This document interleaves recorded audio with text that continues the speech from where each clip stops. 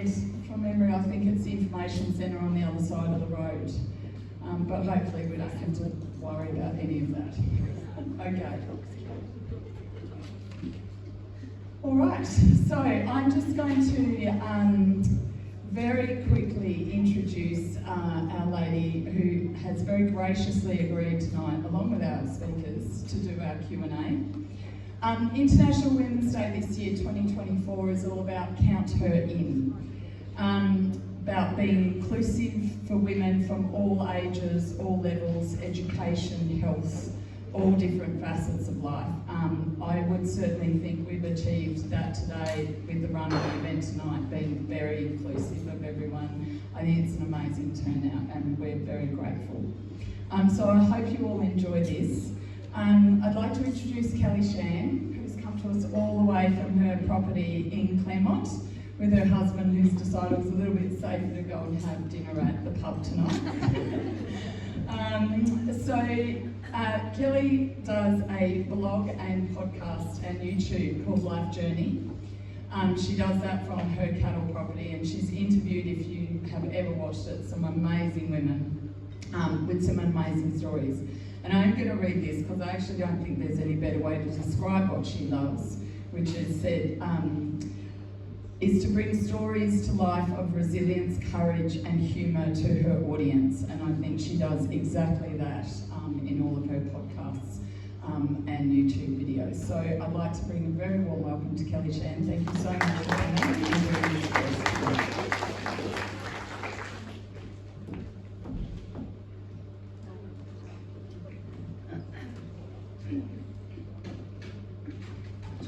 Work out how to work this microphone.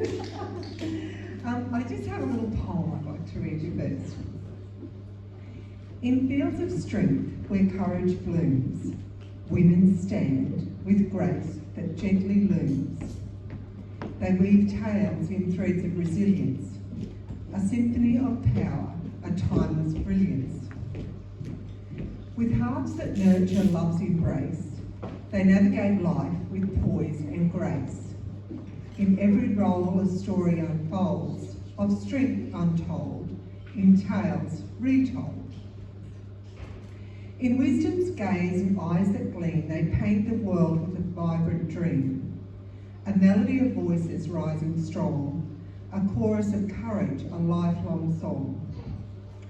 Through trials faced and battles won, their spirits shine beneath the sun.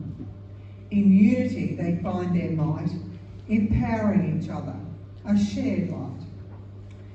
So here's to women, a force untamed, in every story a legacy framed.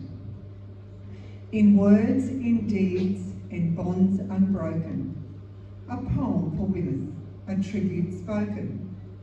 Now, a friend of mine introduced me to AI last week, so artificial intelligence on my phone. So I thought I would try this artificial intelligence today. So I put in this chat GPT, what is a poem about women? So I came up with this poem and then didn't tell me who wrote it. And I thought, I better find out who wrote it. So I said, who wrote the above poem?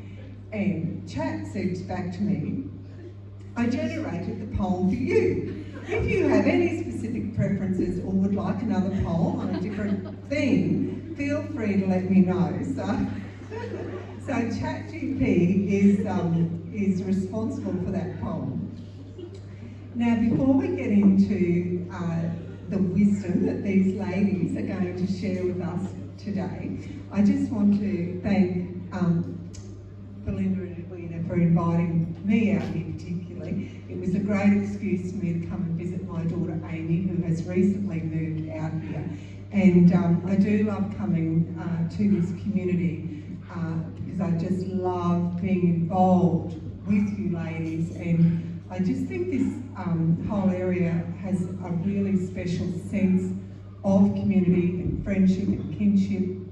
So I look forward in future years to coming out here a lot more so I can visit Amy. The only thing I'm not really taken with is the unique delicacy that you offer out here. And I know you can either snort swallow your flies whole, but I prefer to just have them used as a garnish and use the old adage and etiquette rule that you don't eat the garnish. So I don't know how to go with flies when I visit more often.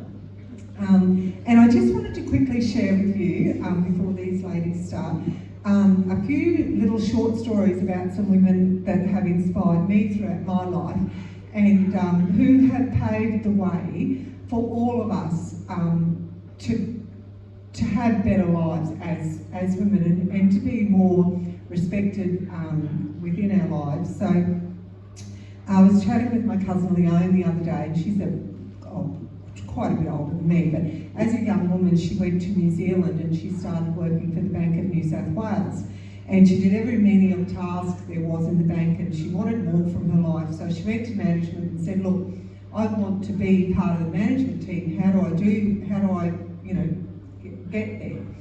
And they said, oh, well, look, you'll really need to get a degree. So for the next 7 years, Leone worked full-time in the bank, studied a Bachelor of Commerce part-time, and after 7 years completed that degree and made her way up into higher echelons of management within the bank. The only two differences between her and the rest of the management team was that she was the only woman and she was the only one with a degree. So if you didn't have that special piece of anatomy, you just needed a degree to get to make your way. The other lady, I have a beautiful friend in Brisbane who's in her 80s now, who was a very well-respected journalist and talented journalist in radio and television. And she was telling me a story just last week that when she was a woman of about 30, I suppose, she put in for a promotion at work, and she didn't get the promotion, and the management team sat her down and said, look, Dawes, the reason we didn't give you the job, even though you're more qualified, was because the man you were a single woman with no dependents, and this man had a wife and children to support. And I kind of do understand that, but it doesn't particularly make it right, does it? No. Anyway, I'm glad we've moved on from those times. Temple Grandin, who I was sharing a story with Jane the other night, so Temple was the pioneer of low-stress stock handling throughout the world, and she was a young autistic woman. She's not, I don't know how old she is now, but late 70s, I suppose. And she just had this innate gift that she could picture what we could do to handle cattle better. And she took it upon herself to educate people all across the world. And I've often thought there's a beautiful movie that portrays her life called Temple, and which you would really enjoy. It's very well done. But seeing that movie, it sort of brought to my mind, like if someone turned up at our place, this young woman who didn't have much experience, and started to tell us how we should be doing things, how we would take that. So I think that would have been really tough for her, but thank goodness for Temple Grandin, because I think she's giving cattle a much better deal. And the last person I just want to mention is Diana Nyad, and there's another movie which is simply called Nyad, and she's a lady who, when she was a long distance swimmer, and she attempted to swim from Cuba to Florida and failed as a 28-year-old. And when she was 60, she decided that she should try again. And that movie is just such a testament to what having a really strong focus, not giving up on yourself, having the inspiration, not being scared to tell people your crazy dreams that you might have, no matter how old you are. And yeah, I won't spoil it for you because it's really well worth watching. But anyway, on to these beautiful women. And I have a few questions which I've prompted them on, so hopefully they're all prepared. So the first question I'd like to ask, and you can choose who goes first. Maybe it should be you, Dan, because you're in charge of the microphone. But a time in your life when you've had to prove yourself as a woman, or perhaps when you've been taken advantage of as a woman because of your capabilities. So, over to you. I might pass that one over to you. How about you go first, Jay? No?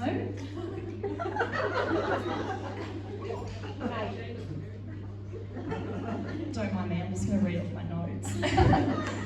For me, it's not really being better than a man. It's like, you've got to create your own path. Like, I don't believe we need to do things better than a man. There's things that men can do better than women. There's things that women can do better than men.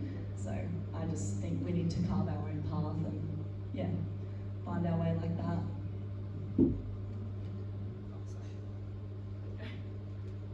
When I saw that question, Kelly, I thought, I don't feel that I have. I thought, I'd be talking out my backside if I try to think of it. But then with what you've just said, one of my favourite quotes is, what is that noise?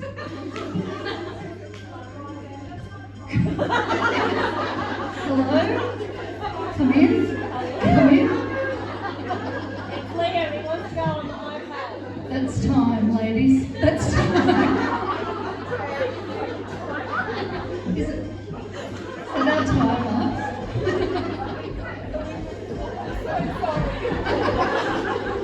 Can you just all make sure everyone's... No.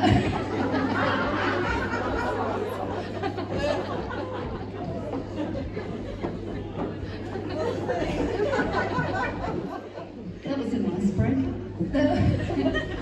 My favourite quote is, don't wait for a light to appear at the end of the tunnel, stride down there and light the bloody thing yourself. And when we moved to Midibar, I had 2 young children and my husband's trying to find his way around, and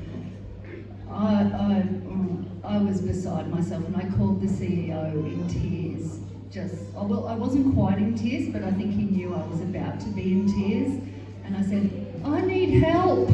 And he just went, right, Dan, what sort of help? I was like, I just need help with the kids. And, I think you've just got to ask for it. And yeah, I guess that's not the answer to your question, because I didn't really have an answer to your question, but you've got to sort of pave your own way and get to the end of the tunnel yourself. Don't wait for someone else. You've got to make your own way, because nobody's going to do it for you, I guess. What was it again?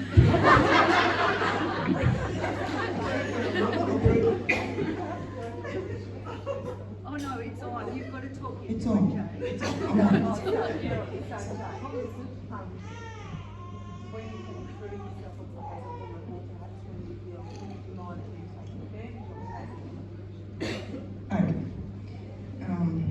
Well, a bit the same as the other girls, I think. I don't know if we have to prove ourselves as women. We are women in the end. We used to have a lot, when Ben was away, a lot of contract mustering, for 5, 6, 7 months at a time. There'd be a lot of men would say to me, well, how do you cope? Or women too would say to me, how do you cope at home, and what do you do all day? And we'd get to a draft and they'd say, well, who drove the truck? And I said, well, in a start, I said, well, we have our own personal truck driver. I think over time, you just do whatever needs doing, and you'll find a way to do it. If you really want to do it, you'll find a way to do it. As a woman, or just to get the job done, I guess.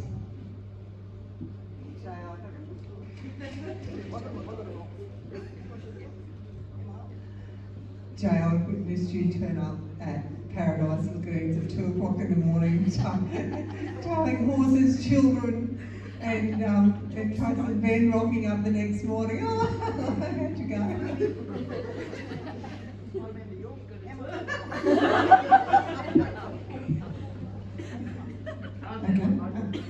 sorted by the end of tonight.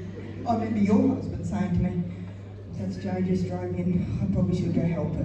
But it was 2 o'clock in the morning. You knew we'd cope. And cope you do.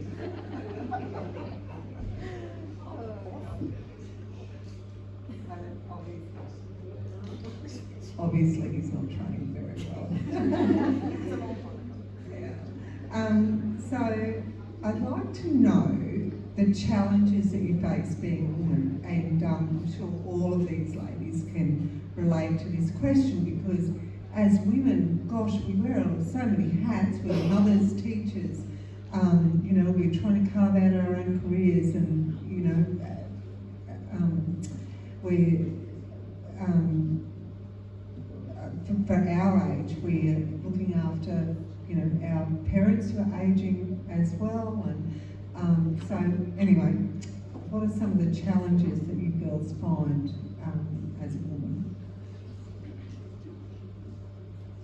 I feel like hello.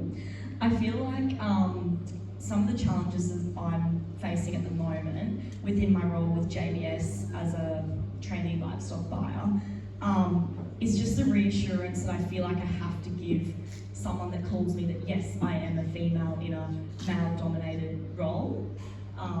And yeah, just the confusion that you can hear in their voice as to, oh, it's a girl, like, is she an admin? Have I got the right person, sort of thing? Like, they don't, yeah, just a challenge for me is feeling like every single day I need to reassure people that yes, I can get the job done, yes, you know, I am a female, and that's just how it's going at the moment. So yeah, that's definitely one.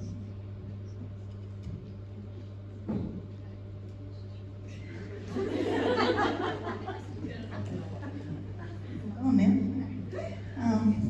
I think probably our biggest problem, and just about all women do it, is never saying no to anything, and we try and fit a whole lot in every day, and there's probably not any woman in the room that hasn't at some stage crashed or burned, or to a stage where you've got to just get up and keep putting one foot after the other.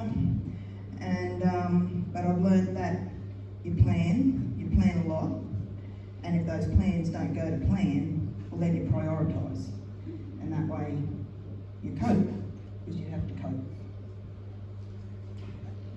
And again, Kelly, I'm very bad at answering your questions because but I will go down a different path where being a mum, and when I had kids, I felt if I could go back and do it all again, I wish I could, because I was so worried about what people thought of me and how I was raising my children. I was so worrying about what everybody else thought, but nobody's worrying about they're all worrying about what they're doing. And I just wish that if I could go back, I wouldn't worry so much and be so highly strung and panic so much about, you know, are my kids going to be okay? Are they, you know, they're fine. But yeah, I just spent so much time worrying about what other people thought, and I just wish I didn't.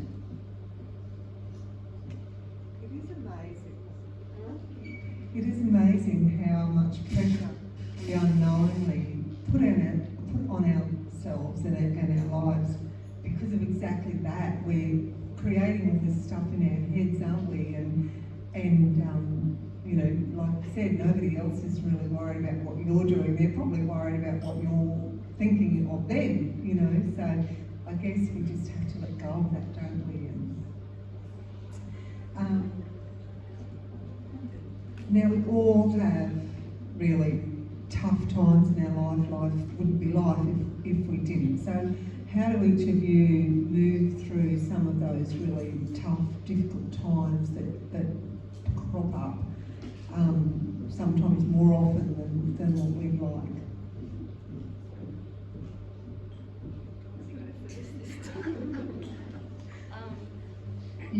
Yes. Definitely, there's definitely been some hard times, Kelly, and I suppose it's just one foot in front of the other. You think that you're going to be in this dark tunnel, you know, at times you think, gosh, are things ever going to get better?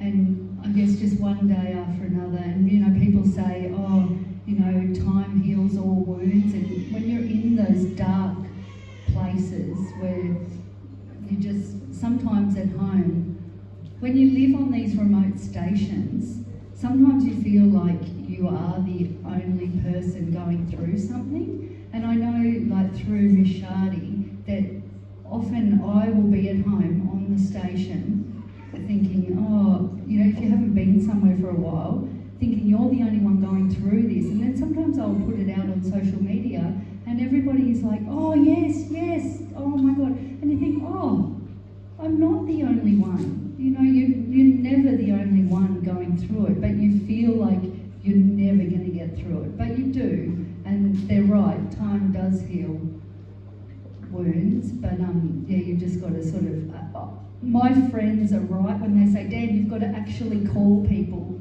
speak on the phone, call us. And I'm really bad at that, because when you are down in the dumps, the last thing you want to do is call someone, but I suppose that is what you need to do. You need to call someone or send someone a message or just video chat someone. I made myself one time when I was feeling down. My friend Shell said, Dan, you've got to call people. So I made myself video chat some people. And yeah, it really does help. But yeah, you get through it just one foot in front of the other.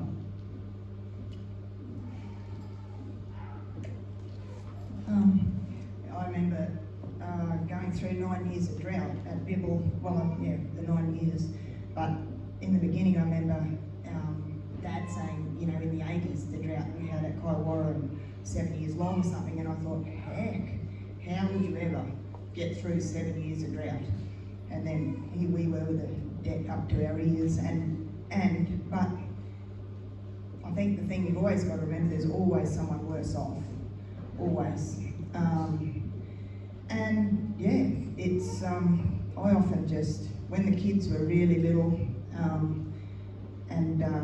I'd put them, they'd go to sleep, and I'd have the wireless thingy there where I could hear them, but you couldn't hear them from very far. So we live on a gidgy ridge, and it didn't matter if it was 1 o'clock in the middle of the day and 48 or 50 degrees.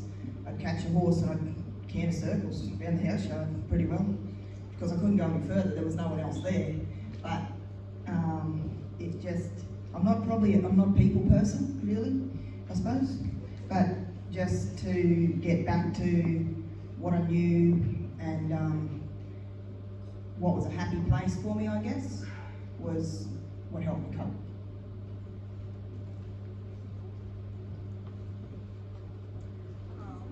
For me, I think I'm very good at calling people. Like, I'm happy to call people. I know Anna definitely cops a few phone calls during the week. Yeah, just reaching out to the girls and talking to family just to get through, and yeah, that's pretty much it. Go to the gym, keep social, hang out with your friends. Yeah, that's pretty much it. Oh, actually, I was gonna say, with my job, I found it's really good I've found someone within the industry that knows my role, knows what I'm doing, so I can sort of reach out to them and talk to them about little problems I'm having or whatever it may be, and it definitely helps a lot. Yeah. Jay, I remember back in 2019 during that horrific flood, and you had posted a photo of some cows under the tree or something, and you talked about your happy place and how even during that horrific time that you could just go there and sit and watch them. And the other day I posted something about we had all these ducks at home that we brought home from mini school one day, and we started off with 4 and ended up with about 40. And we're down to one poor old girl now, but a little family of wood ducks have joined her. But over the years, it's one of my favourite things to do in the mornings is go down, feed the ducks, and you know, they come over and just watch them. You know, and like you said, getting on a horse, exercise is the best thing. Like, and for us it's a horse, but you know, it might be exercise, you know, gym for you guys, and yeah, I had another friend who had a particularly difficult marriage breakdown, and the thing that kept her going was going religiously to the gym, and so it's all of those things together, isn't it? But yeah, just find what works for you, I suppose. What do you love most about being a woman?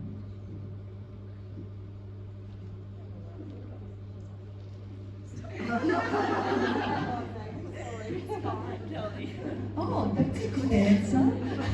Thank you, Jay, for the answer.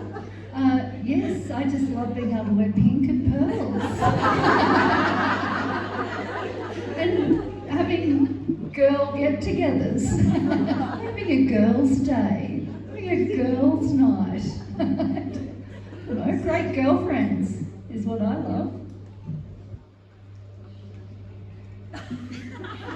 No pink on me. But I love that every day. You can get up, you can put on your hat, your boots, your jeans, your shirt, go to work, do whatever, but then you can come here like this and wear a dress, pink or blue, white, and be a lady. But probably the best thing about being a woman is it's given me the opportunity to have 2 beautiful kids. Great answer. What I like most about being a woman is that we're so dynamic. Like, we can be whatever we want to be, we can. Whether we're cooks, cleaners, a podcaster, one of the best camp drafters in the country, whatever, we can be exactly that, and I love that so much. Jay, what you said about you can go out and be all dusty and dirty, but I love living up here that you can still be a lady, you know? As Babs Rashid says, you know, be a girl in the bush.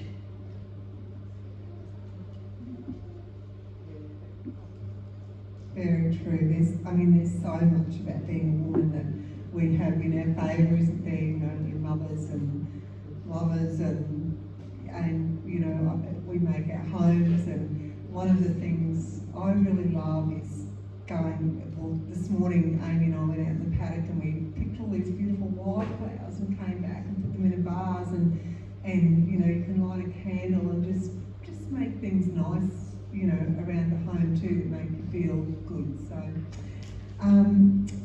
let's talk about mentors.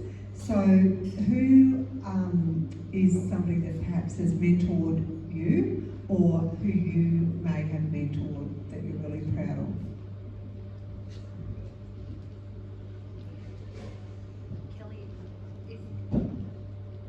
Is this separate to the lady who inspires us? Is this separate? Yeah, it's separate. Yep, okay. Oh, okay, I think I'll go separately. I'll ask the audience. So, phone a friend.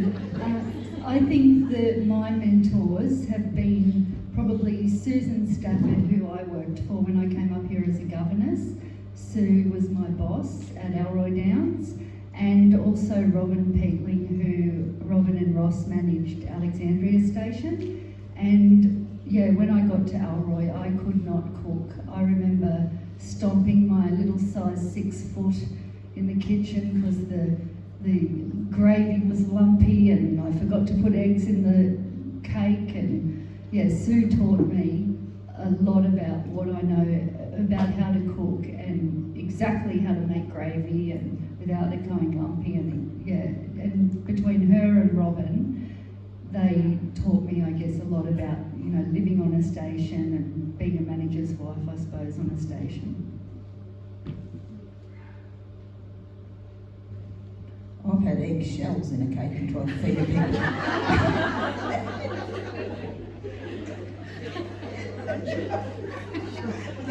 Was only my brother. So it was a clean egg.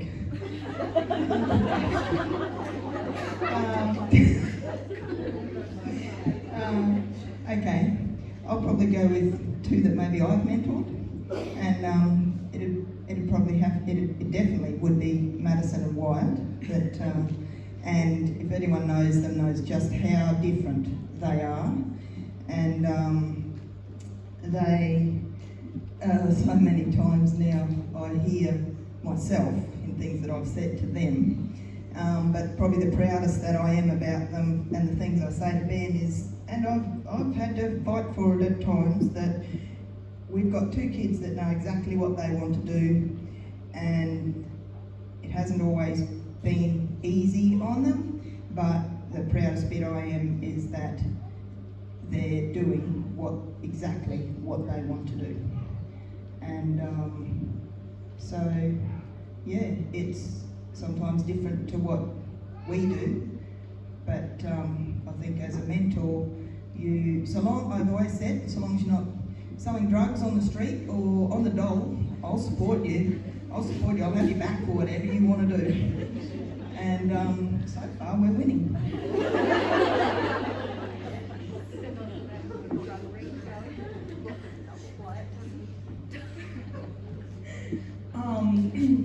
Someone that's mentored me, I guess, I don't know if you really call him a mentor, but my grandfather definitely taught me a lot, like life skills, cattle, everything in between.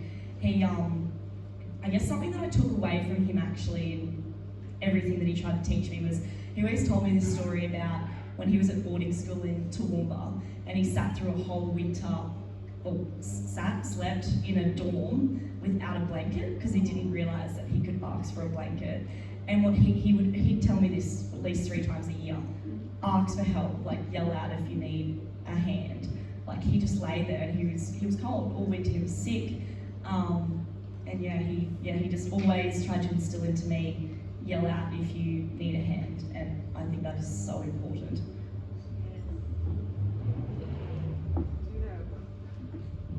Once I was probably about 12 or 13 and attempting probably what was my very first cake, and I read the instructions, and I thought the instructions said I had to crush up the eggshells and put them through the cake, so I did.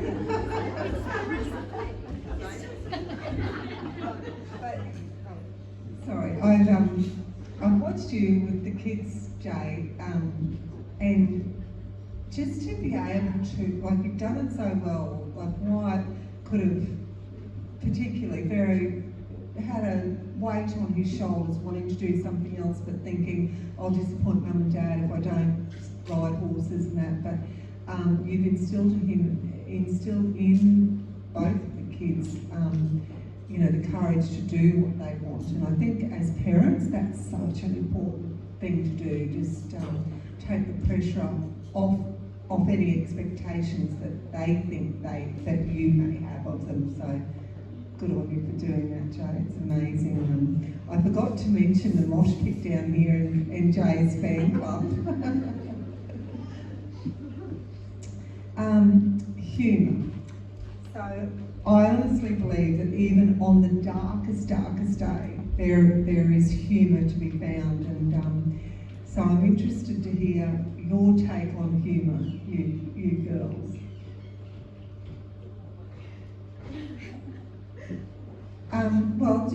What some of the funny things are that have happened to you along the way. A story that comes to mind for me within my job now is at the start of working for JBS, I was getting sent out to all different places across Queensland, really, driving down driveways and just getting my face and name out there. And I went in and I was, my boss said to me, always take a loaf of bread and a newspaper and anything you can, like people really appreciate that. And I was going to this place and I went through Charters Towers, so I went to the bakery and put my own twist on taking something out to the client. And I got breads, cakes, slices, you name it, I got it. And only to get out there, put it on the smoko table, and the couple were actually celiac. So I took it back for the boys in the office and they were pretty grateful, but that was probably one of the funny things that's happened in the last 12 months at least anyways.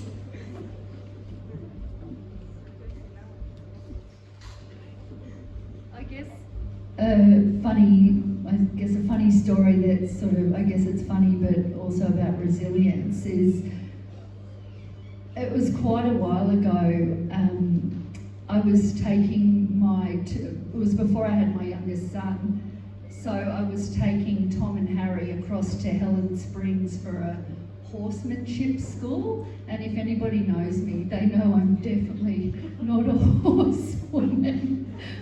But I had so many, all my friends are so capable, like Jay, you know, and I just used to beat myself up that I, you know, was such a bad mum because, you know, all my friends, you know, they used to be Jillaroos, and so they could teach their kids how to ride a horse, and they could do this. And I wasn't. I didn't even know how to cook then. Useless. And so I used to beat myself up a lot, thinking my kids won't be able to ride a horse, and they won't be able to do this, and they won't be able to do that, because my husband never sort of had the time to teach them. So, I mean, Tom must have been. No, I did have Clancy. He was a baby. So Tom and Harry must have been like 5 and 7 or something like that. And we had a horse truck, just a little body truck. It's like driving a Corolla, really. But I had never driven this said Corolla truck. And so I'm like, yep, Sal, I'm coming to Helen Springs.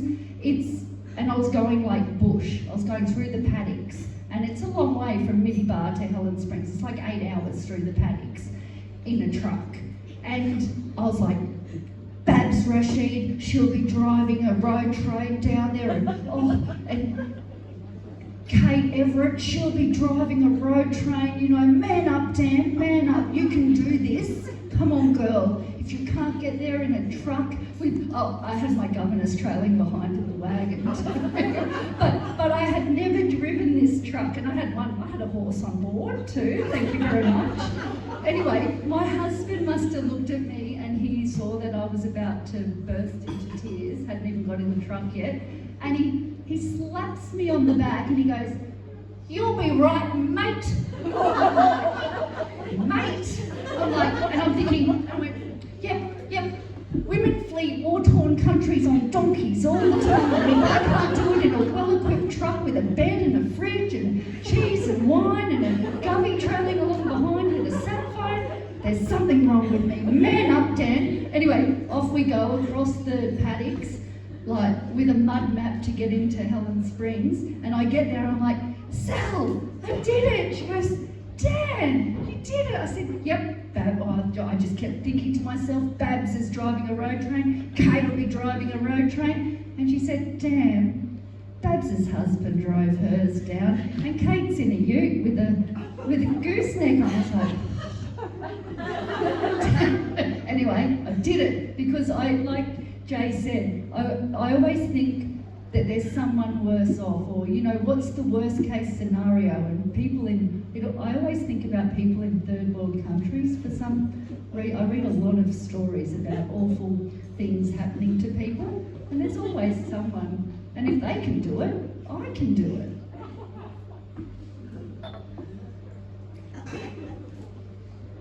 I think I must read a really boring life. I just came in here and, well, I don't know what, I obviously lead a boring life because I just went to the bar to get my choice of drink and Wok just nailed a straight black tea. And he said not to tell anyone, so I won't tell anyone that he was serving that over the bar. He nailed it. It was good.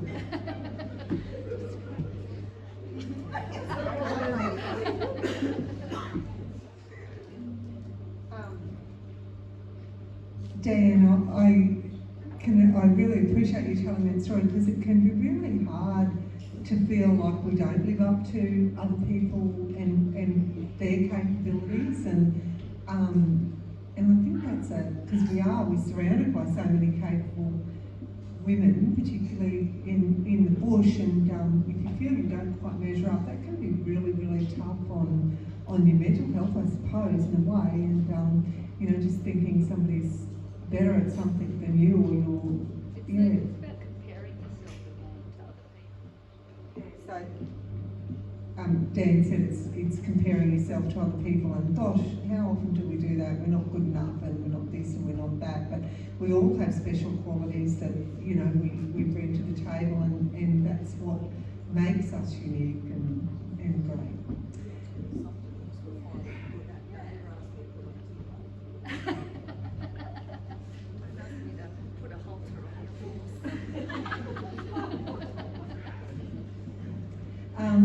Let's talk about kindness, because kindness makes the world go round. So I'm interested to know what the kindest thing anyone's ever done for you ladies.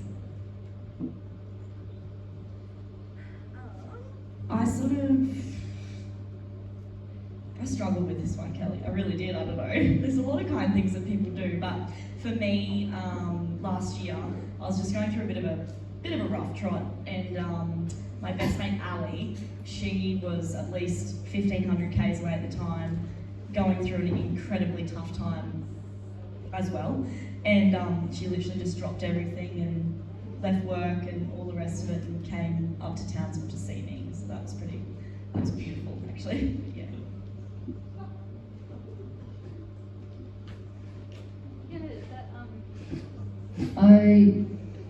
That was a bit of a tough one, because so many kind things. People are just amazing, but we lost our head stockman quite a few years ago in a tragic accident, and it was really tough time. And I had been away, and I was coming home through Brisbane Airport, and I looked around, and my sister had flown up from New South Wales, and she was surprising me to come back home with me to help me out for a bit.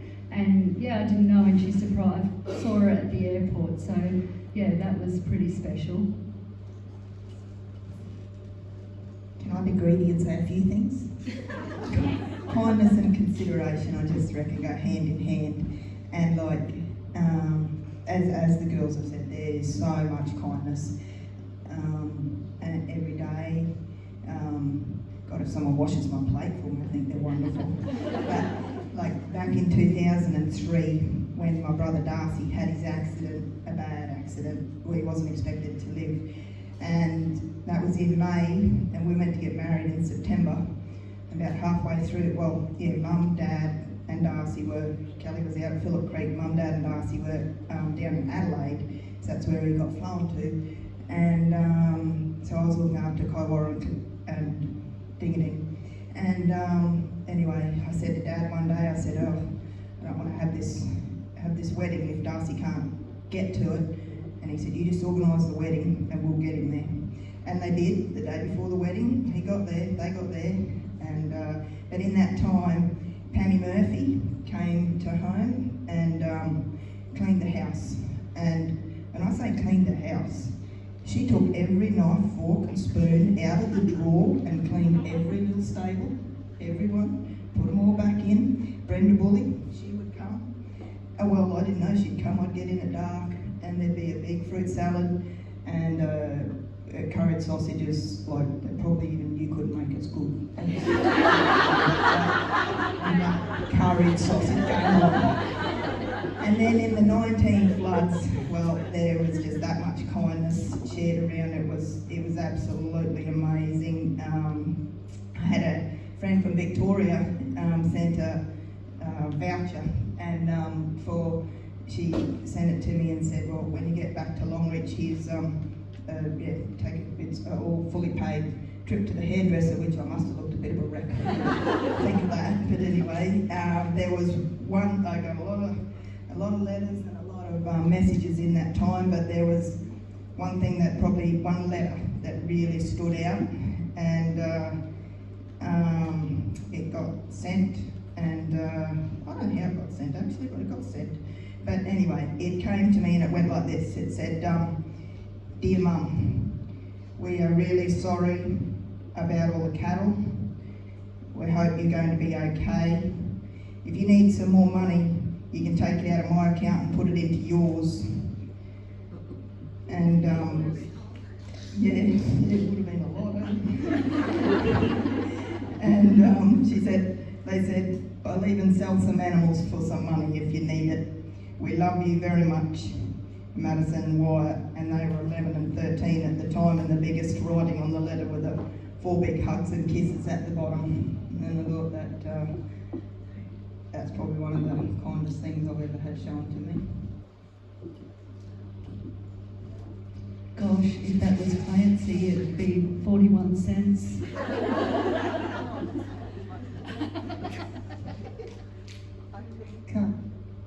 Kindness has the biggest impact on me as far as becoming emotional, and during those 2019 floods, I remember you put that story up on Facebook, and you put the letter and everything, and I was bawling, you know, and just speaking about the kindness that people did for each other, for strangers during that time, was just so overwhelming, and it's so powerful just to know that, you know, there's such good in the world, and such good people, and that make you cry. Now, Dan, you actually jumped the gun a little bit before on this next question, but I'm interested to know your favourite quote and why. Okay. Am I going first? Oh yeah, I've got so many quotes. But another quote that is actually written on a blackboard at home, that's been written on this blackboard that I've had probably since we lived at Kainuna, and it is, people won't remember what you said or did, they'll remember how you made them feel.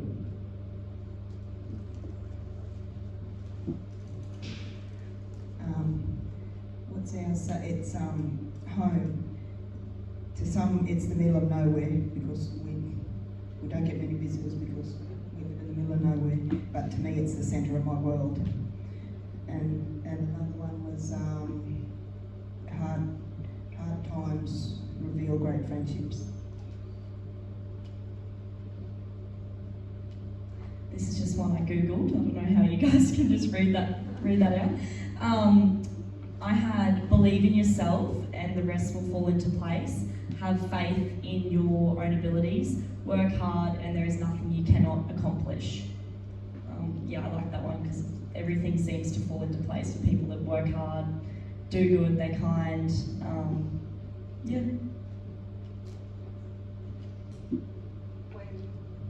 When Gail, my sister-in-law, had her accident, someone beautifully, kindly embroidered her a little quote that said, "A woman is like a tea bag, you never know how strong she is until you put her in hot water." And I love that. Gail still has it in her lounge room, and she's just epitomises that quote to me. But my favourite quote is, "Remember why you started." And I love that because when you feel like giving up, if you go back and think, why did I start this, whether it's a job, marriage, you might be grumpy with your husband or whatever, and you know, if you're feeling like giving up, well, if you can remember why you started, and then you can remember and think, is this worth my while to keep going? So that is my favourite quote. Now my last question, and this is the one I was springing on you girls, and it's Amy's responsibility because she thought of this morning and said this would be a great question to ask.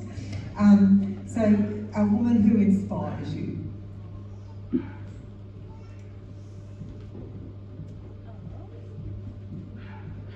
Probably the person that inspires me the most would be my mum.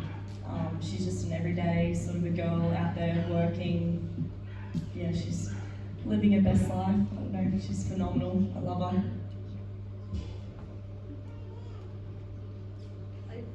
All of my amazing friends who know how to ride horses, but two in particular, and that's my best friend Shelley who lives next door, and my good friend Ed who lives down in Brisbane. And both of them, Shelley has a business called Trek West, and she takes people hiking on her property next door, and I've helped her with quite a few of the hikes. And Ed has helped as well, and I've helped Ed. We've done it together. And between the two of them, I think they've really taught me how to be a hard worker. They taught me what hard work is, and they taught, I think Shelley and Ed both taught me that you just got to do things yourself. Like, Shelley is like MacGyver. She can fix anything. A flat tyre in the middle of nowhere on a hike, no problem. Just plug it, Dan, just plug it. I'm like, who even are you? But from helping Shelley on those hikes has made me such a better person. I am so much stronger. I have so much more faith in myself. And she's right down to she taught me how to tow a caravan. Like she gave me the confidence to know that I could find a caravan, buy a caravan, tow a caravan without my husband's help. She came to Townsville with me. She towed it home for me because I didn't know how to tow a caravan. I mean, I've never even towed anything with even a four-wheeler, you know, and I bought a caravan. Oh, my car couldn't tow the caravan, so I had to buy a car to tow the caravan. Details, I say, but if it wasn't for Shelley, I would never have had the confidence. And I just knew that if I got this caravan, I needed to know how to do everything. Because my husband was not going to help me. He didn't even want the caravan. So Shelley towed it home. He doesn't even know how to tow the thing. And I can hook that up like a boss with my DO35 Cruise Master hitch. And I can back it like a boss. It's like Lightning McQueen, turn right to go left. Anyway, yeah, Shelley and Ed, they've taught me hard work and just rely on yourself. Don't rely on anybody else. Do it yourself.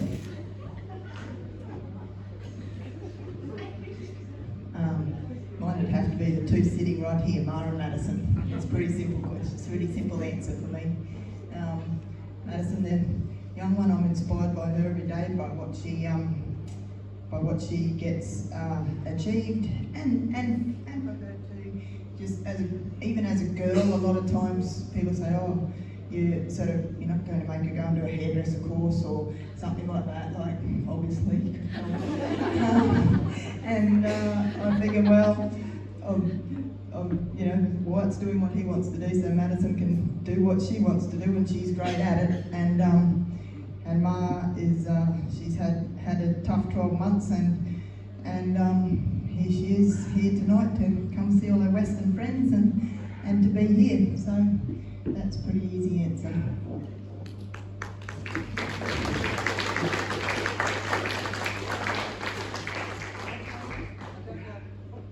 I don't know if you can all hear that little dog. But he's certainly having his say. Did you bring your dogs?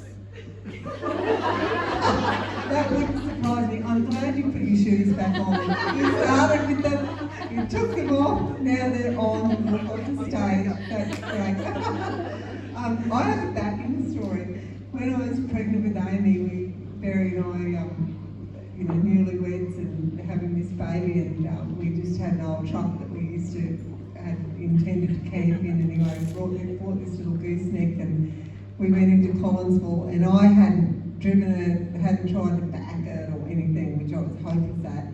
And Barry had been practicing, and anyway, the policeman put Barry through his paces, and he said, "Oh, Kelly, jump in." And I said, "Oh no, I'm not getting on. I've got a big tummy." Anyway.